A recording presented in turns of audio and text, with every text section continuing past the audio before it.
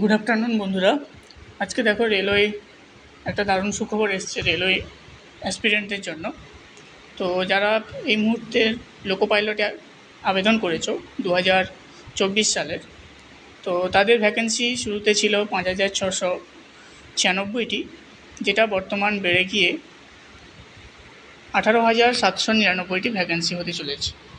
এবং যার জন্য রেলওয়ে বোর্ড সমস্ত অ্যাসপিরেন্ট যারা ফর্ম ফিল আপ করেছো তাদেরকে আবার একবার সুযোগ দেবে, যাতে নিজেদের জোনগুলোকে চেঞ্জ করতে পারে বা নিজেদের জোনগুলোকে প্রেফারেন্স দিতে পারে। সেই সুযোগ একটা রেলওয়ে বোর্ড দেবে। তো সেই জন্য আজকে দেখো 19 তারিখে আজকে একটা নোটিশ আপলোড করেছে, যেটা আমরা রেলের বিভিন্ন ওয়েবসাইটে দেখতে পাই। এবার আমরা দেখব যে ভ্যাকেন্সিগুলো কোন কোন টেবিলে কোনটা আছে। তো দেখো, সেন্ট্রাল রেলওয়ে যেখানে গত নোটিফিকেশানে ভ্যাকেন্সি ছিল 535টা, সেখানে সেই ভ্যাকেন্সিটাকে বাড়িয়ে আমাদের 1,783টা ভ্যাকেন্সি করা হয়েছে।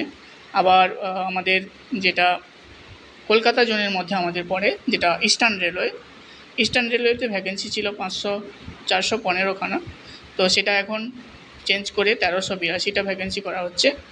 এবং আমাদের সাউথ ইস্টার্ন রেলওয়ে, যেটার খড়গপুর ডিভিশন যেটাকে বলা হয়, এবং সেখানে ভ্যাকেন্সি ছিল পূর্বে যেটা আমাদের 300 ভ্যাকেন্সি, সেটা এখন করে দেওয়া হয়েছে 1,000। এবং সবচেয়ে বেশি ভ্যাকেন্সি আমাদের বিলাসপুর জোন, যেটাকে সাউথ ইস্ট সেন্ট্রাল রেলওয়ে বলা হয়, তো সেটার ভ্যাকেন্সি বর্তমানে দেখো 4,000-এর কাছাকাছি ভ্যাকেন্সি করে দেওয়া হয়েছে।